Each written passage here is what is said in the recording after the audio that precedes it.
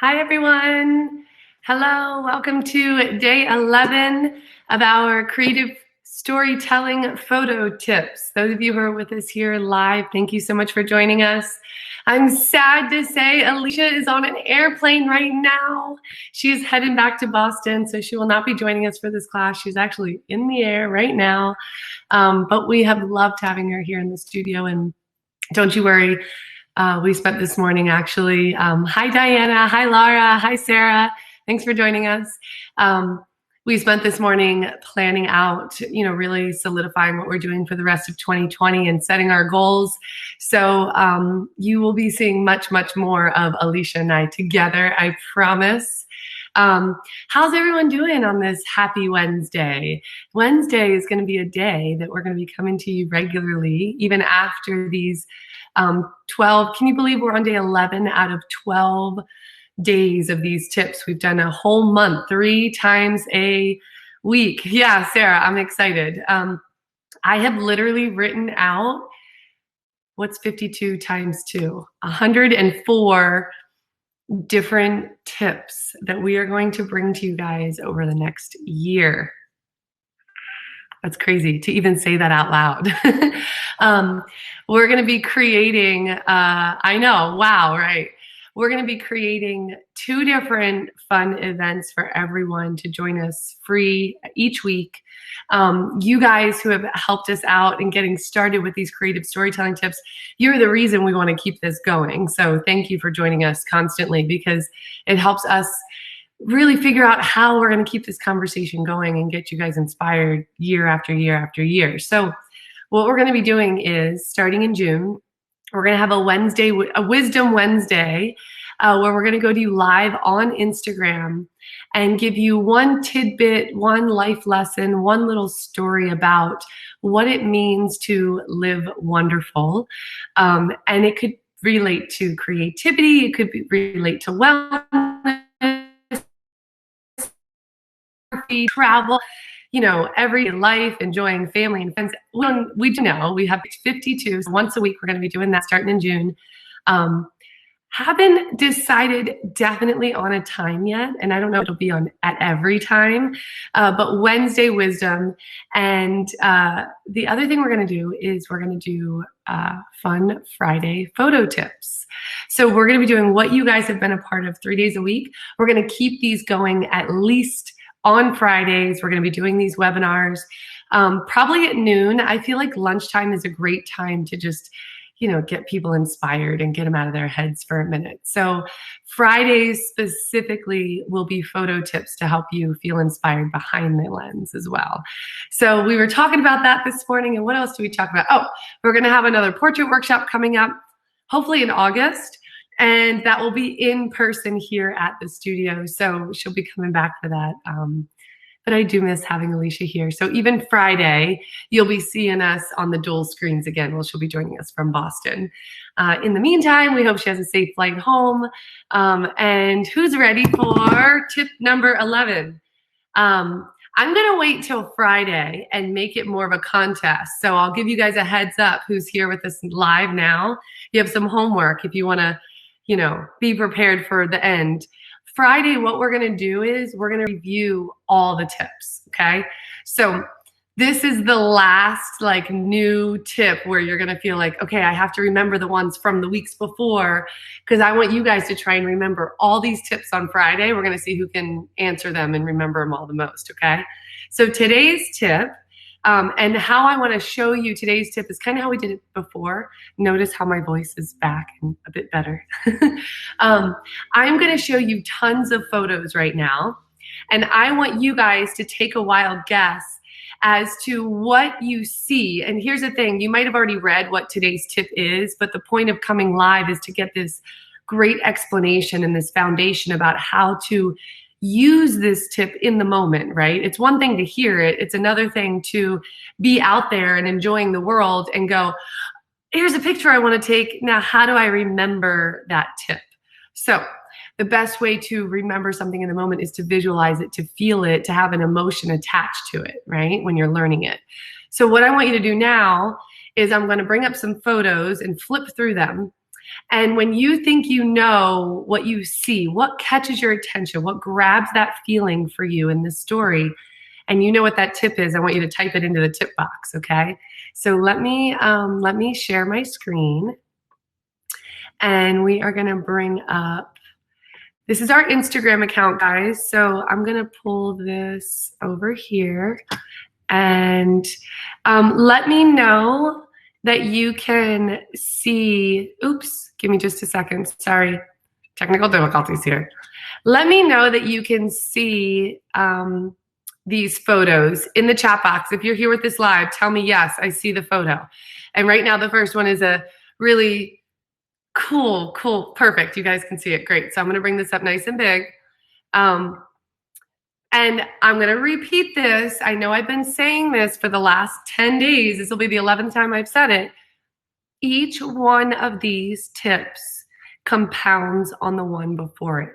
So this tip comes in 11th place because it is a bit more challenging to see, to grasp, than say, discover your hero or catch the color, okay? So this is a really challenging technique that it's not challenging to do with the camera. I don't want you to think that this is a difficult camera trick. I want you to think of this as challenging because you're gonna have to really step into the moment and challenge yourself, your eyes, your mind, your body, to really pay attention to your scenes, to look for this tip and use it to your advantage when you're storytelling, okay? So here goes. There's picture one, and here, let me make it a little bigger. Nice. Hopefully, here, there it goes. Okay, so I'm just gonna flip through these. Oops, that's too big. This, by the way, guys, is Monument Valley out in Arizona-Utah border. It's a incredibly magical place, and a lot of some of the best landscape and wildlife photographers, not wildlife, and adventure photographers, they really find they find themselves when they're out in the West shooting, and I never really know what that meant until I went out there and did it now multiple times. But this is just one of those places where light and life and structures and the elements of the earth are like nowhere else in the world. And so it really makes you see things differently and want to capture things. So Monument Valley, obviously at night. Here is Zurich, Switzerland, again at night. This is a bench. Black and white is going to help you see this tip we're going to talk about today, okay? So I'm showing you a few photos in black and white, and if you know me, guys, you know that black and white is not my typical go-to style. I'm a very colorful, bold photographer, but I want to show you some black and whites because it's going to help you see through the color and through the light and through all the other things that we automatically pay attention to when we pick up the camera. And it's going to help you see the other elements going on that you can pull from. So this is actually, that's the Grand Canyon blurred out in the background in that shot. Another part of Monument Valley. Now this is totally different, right? So this is a senior shoot, but try to look at these photos and we're trying to pinpoint what is it about all these photos that has the same technique that's being used to emphasize a story. As you're looking for it, as you're trying to pinpoint it, I want you to realize that this technique is everywhere. But quite often we don't think to point our camera at it to make the story come to life. So these photos are all unique and similar in the same way because I saw this element, I saw this thing in this moment and said, this is what's going to make my story. And I had to really focus on it. So who thinks they have an idea? And I'm going to give you one more hint. I haven't looked at your chat box yet if you've already typed it in there. There's actually 3 different techniques we're going to talk about today, but they all show up in all of these photos. and they're all difficult to see with our bare eye. But when you catch them in the camera, it makes everything pop. So I'm going to flip through them quicker here. These are some new ones. That's Alicia's shot she took up in Boston over the winter. How cool is that one with the moon? So what is it, guys? What do you see in all these photos that basically is the one thing that you're like, bam, that's what my eye catches. That's what connects me to this moment. That's the element that she captured to really bring this story to life. What do you think it is? I'm going to keep flipping. I'm going to get to the end here, and then I'm going to come over. Oops, did we lose some shots? There's another one. So we have some landscapes I'm showing you here, as well as, as well as some portraits or some other types of scenes. I think this one's ideal. I'm going to come back to this one as I reveal the tip. Here's another one using the same tip. So again, these are all very, very different styles, very different times of day. But what is it that I went and focused on in every single one of these pictures? So here, I'm going to start with this one and bring it back. Let's see if anyone who's live with us right now, yeah, you guys got it. Okay. So every single one of these shots is specifically pinpointing shadows, which is the absence of light, right? It's where we don't see. Silhouettes, which is when we make our focal point underexposed to the point where you don't have details on your silhouette, right? Like this tree and the horse thingies here. I don't even know what you call those. They're casting a shadow, but they're also in silhouette. And then reflections. So if you think of reflections as light and shadow working together, all three of these elements you can see as long as you force yourself to look for them in the scene, right? So I'm going to also bring up the ebook because I want to give you this exact definition. And this is a definition that it's not like a Webster definition. It's a definition that I've compiled over the years to help myself simplify and be able to be in the moment and go, oh yeah, there's that really cool thing that I remember. Let me look for silhouettes, shadows, and reflections. So while the book is coming up on my phone, I don't know what's taking it so long. When you guys are looking for these elements in your scene, you have to remember that our eyes immediately, and this is natural, this is human, this isn't about being a photographer and picking up the camera, this is about being a human and walking through the world and experiencing life. Our eyes are always, 100%, always drawn to the things that are most lit up and most in focus. So your eyes will immediately go to the places in a photograph that have light in them and are the sharpest, okay? When we're trying to capture a story in the moment, when we don't have a picture to look at, right? No one has told us to go, look at this scene, but you're actually looking at a photograph. You're saying to the world, hey, I want you to see something that isn't normal, right? I want you to look for something that you wouldn't normally naturally catch your attention. I'm trying really hard to bring this book up. Technology today, between trying to get on here live and then this book. Okay, here we go. All right, it's going. All right. A silhouette is when the subject is underexposed. And those of you who may not have been in our classes before, underexposure is simply when your darkest part of the photo, so let's look at the darkest part of this photo right now. Underexposure is when the darkest part of your image you cannot see detail. So your mind, when you see this photo, you know where those shadows are in front. Your mind knows that that is grass. You know, your mind is making up this story that those little wooden horses are sitting or standing on grass, and that shadow casting in front of them is on the grass. But if you really look at this image, you don't see detail in those shadows. There's nothing in those shadows that says to you, green grass. Your mind is interpreting that because you see the grass in the background and you see the landscape, and you've put together this scene in your mind. But this is a silhouette of underexposure, which I had to intentionally do with my camera. I had to tell the camera, go darker than normal, underexpose my light, so that in the darkest parts, I do not see any more details. And that's where those shadows are.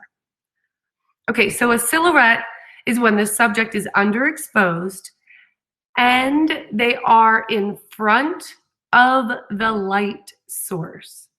I'm going to repeat that again. A silhouette is when the subject is underexposed and they are in front of the light source.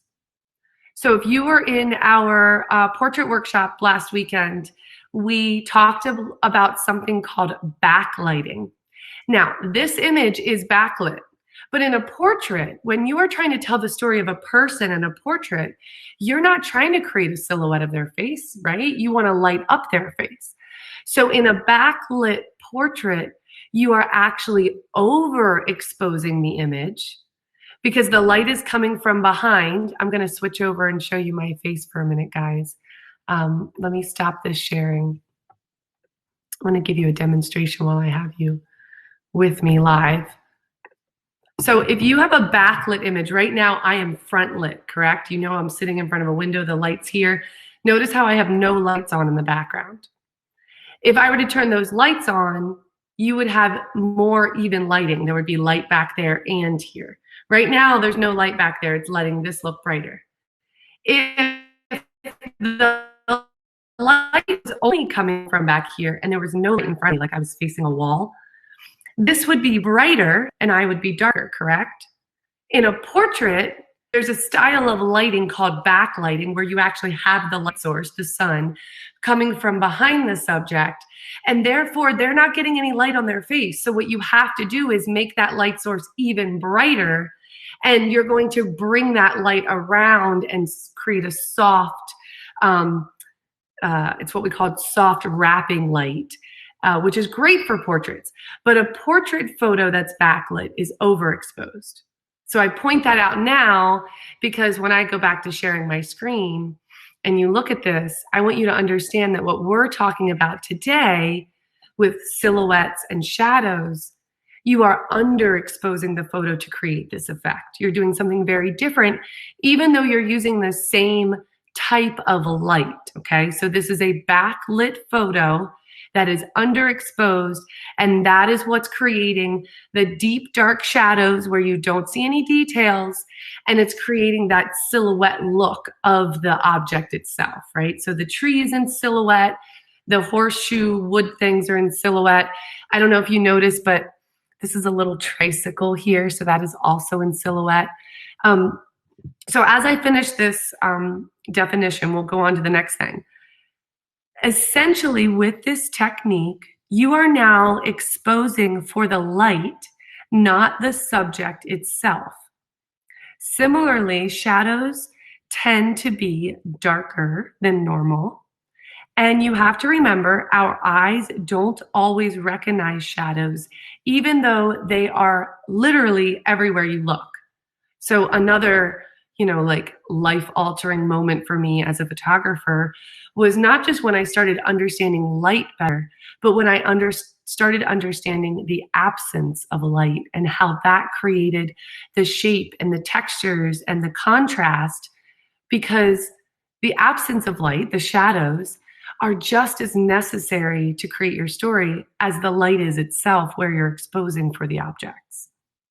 Okay, so The reason that our eyes don't always recognize the shadows is because we are automatically trained mentally, physically, as human beings, as mammals with eyeballs in the front of our head. We are trained to focus on the subject. Our eyes naturally want to attach themselves to things that are lit up and catch our attention. So, what will happen when you go to try this technique is you're going to have to see the light, go see the light, see the object, see that subject you want to capture, and then you're going to have to take another moment to look for the shadows that that subject creates and see if you can now step out of your mind's interpretation of the scene and create a different interpretation based on those shadows. So, though we don't naturally pay attention to them, silhouettes and shadows are super impactful for visual storytelling. Why? Why is this such an impactful look to these photos? I wanted to bring up that other one specifically. I think it was this one.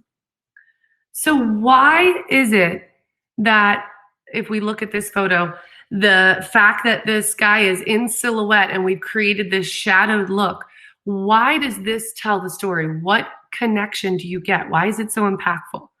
It's because it's bold, okay? So these are the words I want you to think of when you think of shadows and silhouettes and how they help tell a story.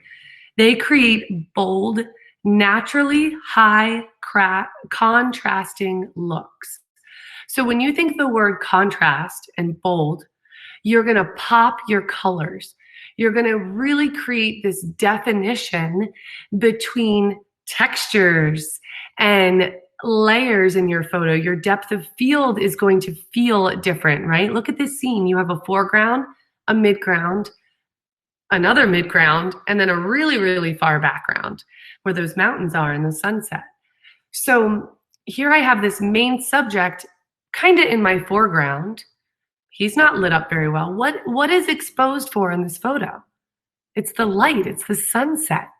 I have actually underexposed this photo, even though this guy playing soccer, these guys, they're my subject, they're my hero of the story. But catching that color set helped me interpret the story differently and say, wow, if I capture them in silhouette in action, I'm actually telling a much more authentic story of this moment because I'm sitting here on the beach in Thailand. The funniness of this story is that in Railay Beach, Thailand, it's a fairly touristy area. So imagine in any touristy spot in the world at sunset, what's everyone doing who's a tourist? They've all got their cameras in their hand. They're capturing the sunset.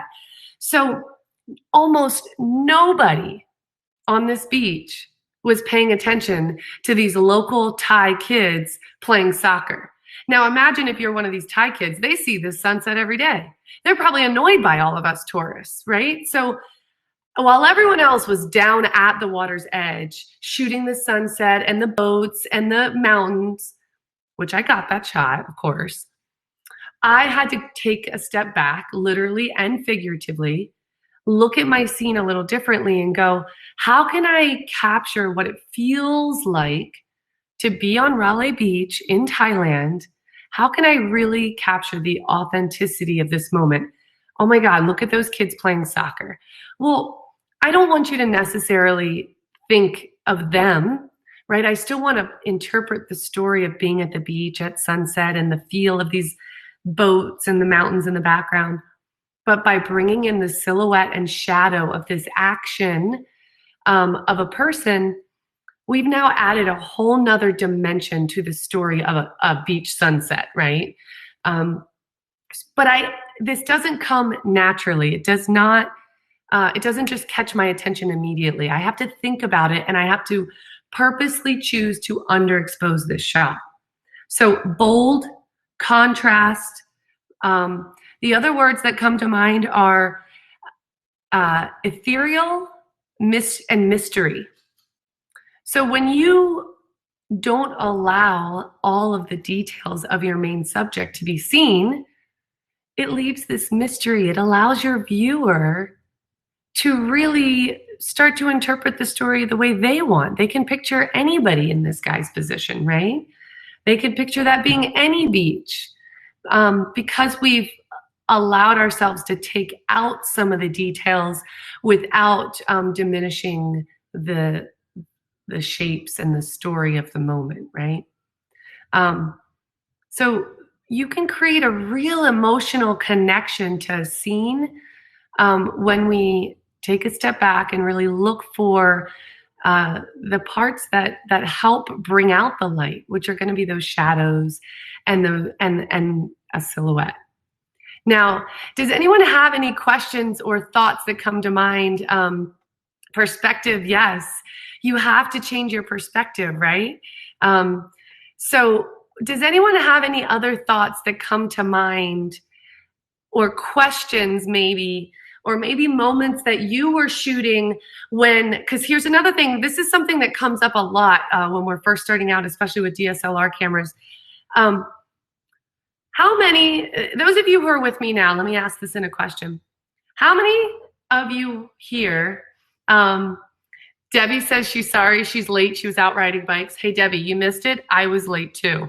I was a little late to today's class, so it's okay. Today's tip is silhouettes, shadows, and reflections, and don't worry, you're gonna get a replay of this. These videos are going onto our YouTube channel as well, so you'll appreciate all the things we just talked about, I know you will. But now that you're with us, I'll ask this question for everyone. Who here has picked up, especially with the DSLR camera, because if you're using a cell phone or point and shoot, you probably have it on auto, which this might not happen in auto. But who here has picked up their DSLR, gone to shoot, maybe manual or whatever mode, you get that meter in the middle, and then you look at your picture and you look at your scene and you're like, that is not at all what it looked like. It's way darker on the screen than it was in real life. Has that ever happened to you before? Where you think you're getting this meter in the middle, this proper exposure, and you look at your picture and you're like, that's not right at all. That's not what I see. So here's the key, guys. Your camera, remember, every inch of that frame, if you were to pick your camera up right now, or even just your cell phone, right? And you look.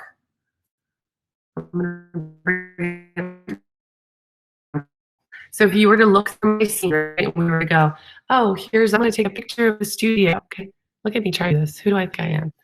So let's say that's my scene, and I'd be like, I wanna show you what my studio looks like in my picture on my wall. What you're looking at right now is even lighting. There's no extreme lighting in that scene. But if I'm outside and I've got the bright sun and some shadows in my scene as well, everything in these four corners, that is the light the camera's measuring. So if this whole area is dark and this whole area is bright, like say the scene you're looking at on the screen right now, wait, I just realized, can you guys see, can you see me right now? I know you can see my screen, but can you see me? Okay. Sorry. Okay, me and my phone, just making sure. Okay, so imagine this is me standing in the scene with the guys at the beach here, okay? On the right side of our photo, we have a lot of darkness, this silhouette. But what's happening all the way on the left side of this photo is really, really bright light. It's the sun setting. So imagine if I'm standing here looking at this scene, I have to stop myself and tell myself, that's a lot of light and that's no light. So what your camera's doing when it's measuring and putting that meter in the middle, it's trying to balance light and dark and create something in the middle. It's trying to average that light. It's trying to create proper exposure, which is where you have details in the brightest part, the midtones, and the darks. But that's almost impossible in any normal scene. In almost every scene, especially if you're out landscapes and you're out in natural light, you are almost always going to have an area in your shot that is way too overexposed and way too underexposed. And so we're constantly looking at these midtones going, okay, how do I balance out my version of this story? So in this perfect scene, meter in the middle would have been much brighter than this. But what would have happened if I had stuck with this shot? And when I say this shot, I'm talking about, you guys can see the guy, right, on the beach. You guys can see the beach shot again, right, full screen. So when I first took this shot, what do you think meter in the middle was? Do you think it was brighter than this picture or darker than this picture? Take a wild guess. What do you think when I first stood here and looked at this picture through my frame and I was saying, okay, where's that meter in the middle? Not doing silhouette. I'm just capturing this scene and going, okay, meter in the middle, so I have a starting point. So Diana thinks it was darker. Does anyone think that it could have been brighter? So let me explain why in this moment. And if you ever come to one of our in-person classes, we literally do this in the moment constantly, because not just as a practice assignment so you guys get proof of it, but we do it because it just happens all the time. We have to walk through this frustration, okay? So we'll be out at the park and we'll go, Laura's about to tell me she's done it in class before. I know she is. She's typing right now. So we'll be out at the park, right? And we're shooting and someone's gonna go, wait, yeah, exactly, Laura. It's gonna be brighter because of the sun. So now I want you to interpret this light as if that light, that sun, is a flashlight pointed at your camera. That light coming off that sun is so incredibly powerful and bright. It is going to force your photo to go really bright, even though it's only taking up a tiny portion of the whole image. So our mind in the moment doesn't see that. Our eyes expose for the sun when we look at the sun, and then we can immediately look at that guy playing soccer in the moment, and our eyes are going to expose for him. Our eyes are going to expose for whatever we are looking at, because we look at the things that are lit up and we can focus on. So if you go into a dark movie theater, right? Let's play this game for a minute. Let's say you buy tickets to a Sunday matinee. Live in Florida where it's always sunny and bright, and you go to an afternoon matinee. What's the first thing that happens when you walk in a movie theater? I can't see anything, right? You walk in, you're like, because you can't expose, your eye can't focus on anything because there's no light. But what happens after a few minutes? Your pupils dilate. Yeah, and you have, like Debbie said, you have to wait until your eyes adjust. That is your pupils dilating, just like if our aperture opened more to let more light in. So now your eyes have taken time to open, dilate. You're now able to expose for the light, and you can see the weird velour cushions on the seats that are probably 20 years old if you go to one of my movie theaters. Or maybe it's the new leather. You can see the texture of the leather because now your eyes have adjusted and you can see the light from the movie screen. Even though it's subtle, you can see it hitting those seats or the people back of their heads or whatever. And your eyes can make out the details because you have overexposed, you have brightened up the light in your eyes by adjusting, letting your eyes adjust. And now you can focus on the light. But when you first get in there, you can't focus on anything because your eyes don't have enough light coming into them. So creating a silhouette or a shadowed shot is like when you first walk into the movie theater, right? Our eyes automatically want to adjust. So in this scene where I've got, the sun setting and this guy, I am not seeing him in silhouette. My eyes are adjusting to him and he is bright. And then I look at the sunset and it's adjusting to that, and then the sunset is exposed correctly. So again, that's why these steps kind of compound on each other, because this is not natural for our eyes to think, ooh, let me create a shadow, let me create a silhouette. We have to step back from our natural interpretation of the light in the scene and force our cameras to go darker. because our eyes aren't going to see the silhouette. We have to force it. So when you get that meter in the middle and you see that shot and you're like, wait, it's darker than reality, I bet it's because you have so much light coming through that lens that it has to darken it to get it into that meter in the middle, to get it to that proper exposure. So your job, your goal, when you really want to just practice, and this is my best advice for you guys who are using these tips to just, what's the point of these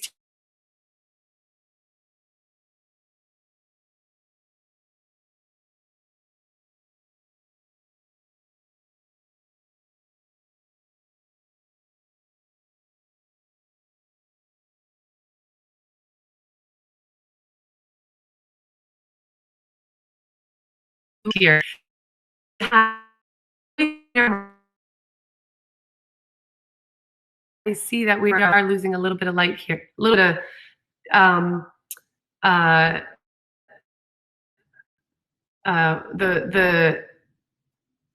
yeah, my internet connection is going in and out a little bit. I apologize.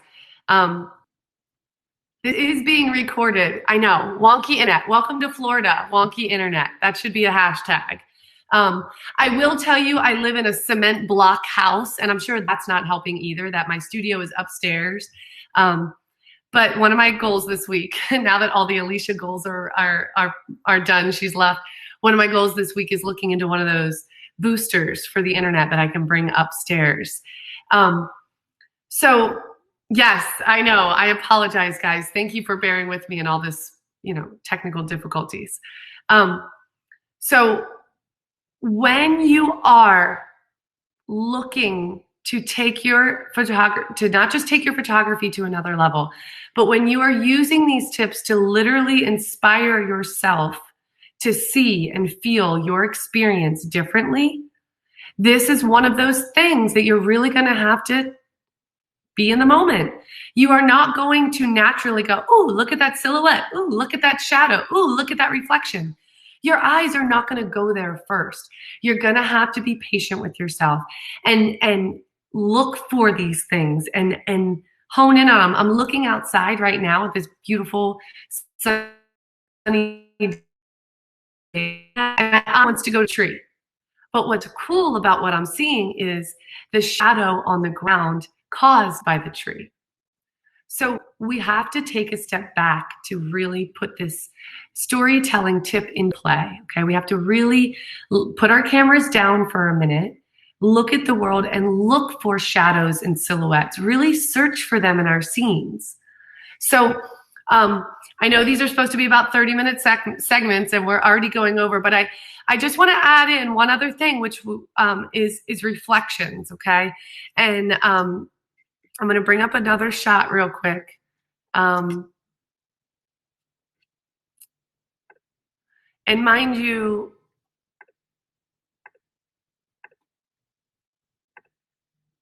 this is an iPhone photo, okay? So again, guys, I know I'm a professional photographer. If you look on my website, we don't like to use that term. We are all storytellers, okay? So the camera you have with you is the most important camera. I got on a boat and I wasn't about to bring my $3,000 camera on the boat with a guy paddling this boat using a lawnmower motor. This boat broke down 5 times in the middle Pacific Ocean. So there was no way I was bringing my camera, okay? I had to deal with the fact that I knew I was going to be seeing some of the most beautiful scenes I had ever seen in my life from this boat. I was going to have perspectives I would never see again. And I had to be willing to not bring my camera. So this photo actually won a silly little Instagram award years ago. This is taken about 6 years ago. But anybody could have taken this picture. It was just taken with a cell phone. What makes this shot unique is that reflection, okay? It helps you see, and can everyone see this shot? I just want to make sure I'm doing this correctly. And you guys can see this crazy mountain. This happens to, I didn't mean to do this, but this happens to also be a Thailand shot.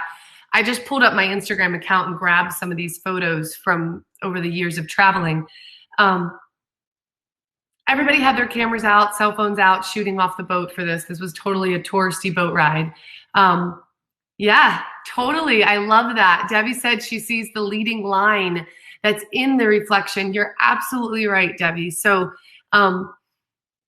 these tips, guys, these creative storytelling tips, every single one of them can be used by anybody at any age, at any experience level, with any kind of camera, at any time to get an awesome picture, okay? These are simply about that framing and that perspective and seeing it differently. So while everyone else is taking pictures like this and shooting this big grand world, we are about to ride next to this crazy rock, okay? That's all I can, this is an island, I guess, but you can't get on it, okay? These islands out in the middle of the South Pacific defy gravity. Most of them are actually shaped like this. Actually, I'll show you one. Look at that, okay? So you can like take your boats out there, but you can't actually get on this island. And if I zoomed in, this one kind of gives that perspective. Do you guys see how there's like these caves underneath? Look at this. Do you see over in this corner how it goes under?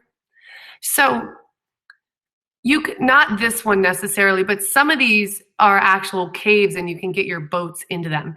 So imagine first time seeing this from a boat, and I'm not in a canoe when I took this picture. I'm on a big boat with other people. Oops, where'd it go? But imagine standing there and seeing this for the first time and trying to create a 2D image of this, but still giving it justice, okay? I'm sure you've all been there where you're like, look how gorgeous this scene is, and then you take a picture and you're like, I mean, that's what it looks like, but not really, because it doesn't do it justice. Sometimes the picture just doesn't do it justice. Here's how you can make it do justice. Bring in some of these tips, okay? So everyone else is shooting the grandness of the ocean and a lot of these mountains sticking up out of the water, but they look so tiny and minuscule, they didn't really give the story justice. So what I did was I waited, and here's the key to reflections. I waited until the boat was close enough to fill my frame with the mountain, and that helps bring scale. But really what brought scale and what gave it justice was because I was closer physically to the water, I caught the reflection of the mountain as well. And like Debbie said, you can see that leading line coming up from the water that's pulling you into it. So what other, now that you see the leading line and the reflection, what other tip is in here? Do you guys see how this creates symmetry a bit as well? Going both ways. You could cut this image horizontally and see that the reflection creates symmetry, and you could cut it vertically in half and notice how I balanced out each side to create symmetry. So you're kind of seeing how these tips, you can really make your images pop and give them justice by bringing them together. So the trick to reflections is getting physically closer to the reflection itself. Now, just like silhouettes and shadows, our eyes do not automatically see a reflection. So when you look at these photos, now, you see a sunset on the water, your eye's going to it, right? But typically, if you're looking at a horizon line and you see that sun coming down, the only time you're going to see the reflection of the sun in the water is when you're low, all right? So when I first walked up to this dock, yes, I saw that incredibly crazy orange pink light. This is Little Rock, Arkansas. They have these, I never knew this. I had no desire to go to Arkansas. I had to drive through it to drive across the country a few years ago. And I stopped at this little town called Mountainburg, Arkansas. It's just after Little Rock. And they have these, I mean, it's thousands of feet up on these mountains, and these gorgeous lakes sitting at the top of these mountains that you can fish from. And so this was a campground I went to. So that light is very much high altitude sunset fall light that you're seeing, that deep pinkish orange in the background there. So yes, for that being a new experience for me, I absolutely saw it and was like, okay, I got to capture this. But what made the story come to life in a photo was by getting physically close to the water and getting low on the dock. And now, because I'm low, the horizon came up higher. More of my scene is the reflection itself, okay? Reflections are really fun to play with right after it rains. So don't think you have to go to some huge body of water to get reflections.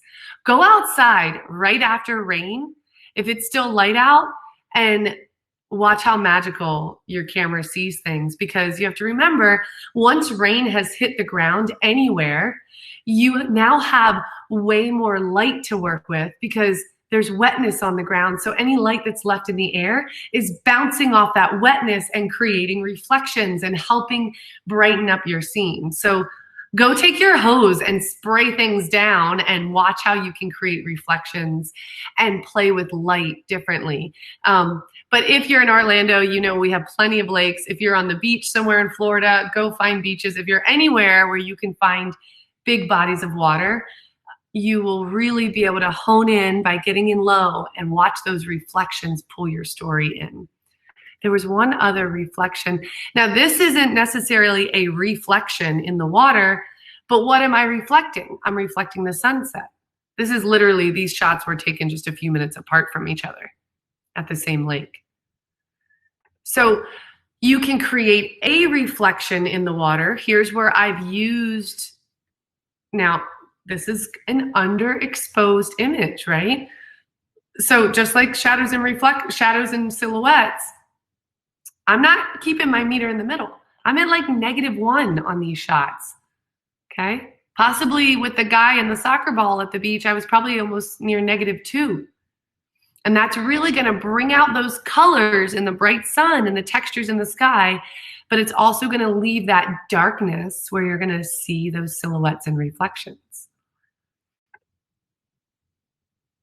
Now, here's a reflection differently. Do you guys, there's 2 reflections, main reflections in the scene. Can you guys see the 2 reflections in the scene? If you see one or the other, tell me in the chat box now, which reflection do you see?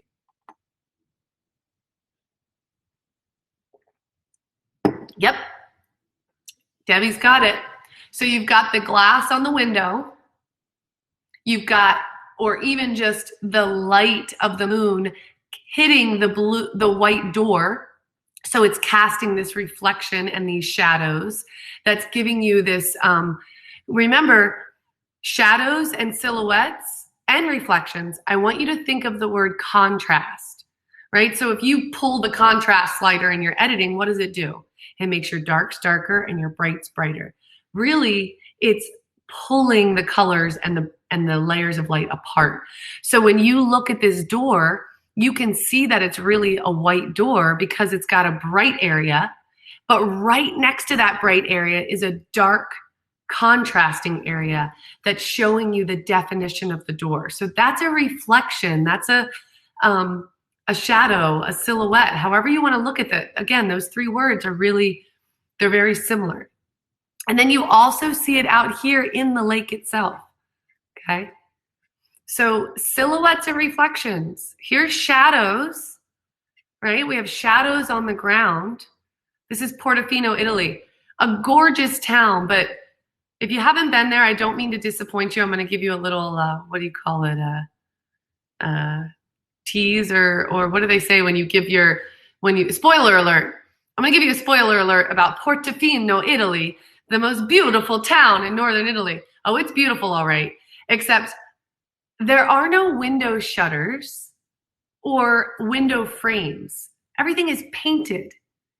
So there's no like structure to the buildings. Everything's flat. Do you see this? Do you see how flat it is?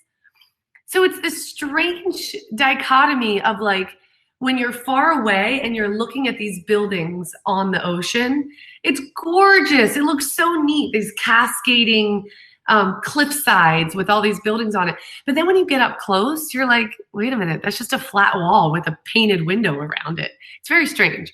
So to have fun and really bring out the story of Portofino, I couldn't just play with the structures so much.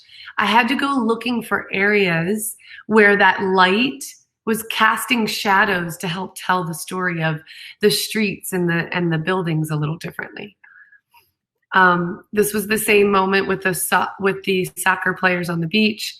Here's a little different way to think about shadows. I purposely made this photo underexposed and had the gentleman in the front darker in shadow, because what is that helping you do in this photo? It's helping you look past them. Now they're out of focus, so that also helps you look past them, right? Our eyes want to see the things that are most lit up and most in focus. So the most lit up and most focused area of this shot is way in the distance, right? There's that leading line again. So to help emphasize that story and where I wanted your eyes to go, I darkened this photo. I had to imagine, I had to step back and let my eyes interpret this light very differently than how I actually saw it in reality. Those guys in reality are much brighter, but I didn't want your eyes to look at them. So I darkened the picture so that your eyes would go past them. I made them in shadow. There's a reflection, right? Which brings up that symmetry again. There's my shadow on the ground. Here's another version of reflections, okay? And this is midday. You can see how hard the light is in this shot. Remember, harsh light is going to give you that contrast too. So bright day is going to give you contrast. But to get the silhouette of the sailboats in the water, I had to go down to the rocks and get low. And notice as you get low and tilt your camera up, you know, if I'm here, if this is normal, I'm going lower and then I'm tilting my camera up at the scene. So now the reflection is low, but it's closer to the camera, whereas straight on, it's not giving you any dynamic. So by tilting up, I'm bringing my camera, the lens, closer to the water, and then you can see that reflection.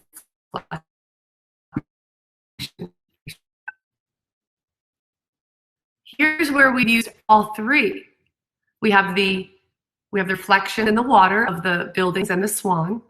We have the swan itself in silhouette.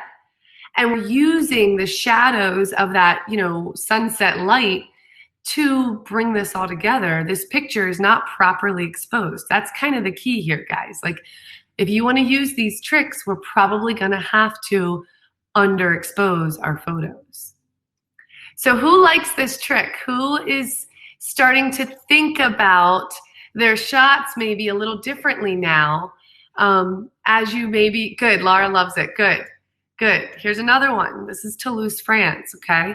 So bright, bright day, buildings are gorgeous, love the light, love those pink brick buildings. But how can I make this scene a little different? Oh, I can go to the water's edge, come down low, and bring in those reflections, okay? Good, yes. All right, guys, I love it. I'm already hearing that people want to go out and practice this. So this is what I want you to get up and go do right now, okay? If you've got just your cell phone, fine. If you're at work and you just have a few minutes, whatever you're doing, start looking at things and say, where's the shadow? Where's the shadow, this thing I'm looking at? Where's the shadow it's creating? Because your object always has a counterpart, okay? Where there's light, there is dark, okay? So now I want you to go out and get some fun shots and really start to play with shadows, silhouettes, and reflections, okay? And those of you who are ready to get out and practice with us in person, you can go to livewonderful.com/tours.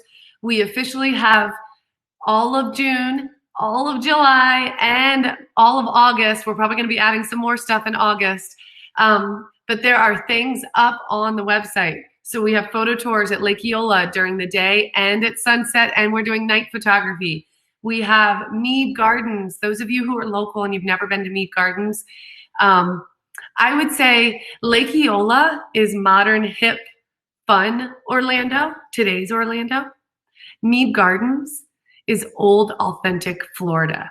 It's history. It's untouched, natural, old Florida. So you want to get two different stories of Florida and come play with us. Lake Eola is one, and we always do daytime around the lake, which I know some of you have been to before.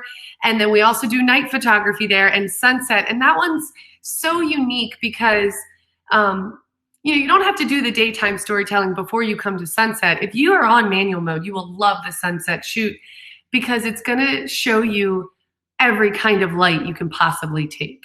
We're going to have bright light. We're going to start when it's super bright out. So we're going to be challenged, but it's also going to let us see those silhouettes and reflections in the contrast of a bright lit day. Within the hour, we're going to get sunset. So you know what that means, upping ISO and playing even more with darker light and bringing out the boldness of the sunset. And then by the end of that same class, we have our tripods out. It's pitch black, and we are shooting the night sky with the skyscrapers in the background. Sometimes we even get to go to the edge of the street and we shoot the cars racing by at night. So that's probably, I hate to be biased, but the sunset and night photography tour is definitely my favorite. And then Mead Gardens, that one, we are doing meditation photography as well as visual storytelling, where you're going to get a chance to try out all these techniques at once with us there at the park. So those are up on the schedule. And then, of course, we are coming to you live Wednesdays starting in June. We're going to do Wednesday Wisdom on Instagram, guys. So if you're not hanging out on Instagram, I totally get it. I'm not in love with social media. I don't love being on there. But I am having fun being on there with you guys and Alicia. So if you do want to go follow us on Instagram and join us for those live events, it's instagram.com/Live Wonderful. Our handle is Live Wonderful _. Okay. So Wednesdays, I think we're going to go on about noon, do a little lunchtime, get you through the rest of the week, inspiration about what it means to live wonderful. And then we're going to be here every Friday. We still have one more photo to come to you this Friday, but starting in June, we will come on every Friday to do a fun Friday photo tip. So we've got 52 more coming at you. Okay, this is just the beginning, guys. All right, ladies and gentlemen, thank you so much for joining us. This has been so much fun. Woohoo is right, Laura. I know we missed Alicia today. I know you only had to hear me. I talked for an hour. You know I can talk forever. I hope you guys enjoyed this. We will be seeing you again this Friday. If you're not in with us now, go sign up for Friday. Thank you, Diana. I'm glad you guys are loving this. Listen, I love you guys for being on here. There's no point in me talking about this to myself. So thank you guys for being on and being a part of this and keeping this interaction going. If you are loving this and having a lot of fun, the best thing you can do for us is go to Google and give us a review. Even though it's a free class, let people know that you are enjoying our classes. It's super helpful for us. And we'll see you again on Friday at noon. So go sign up now for our last but not least creative photo tips class. We're wrapping up these 4 weeks. I'm loving this, guys. So we will see you here on Friday at noon. You can get the link at livewonderful.clickmeeting.com. We'll see you guys Friday. Have a wonderful rest of your week and go shoot. Okay. Love you guys. Bye.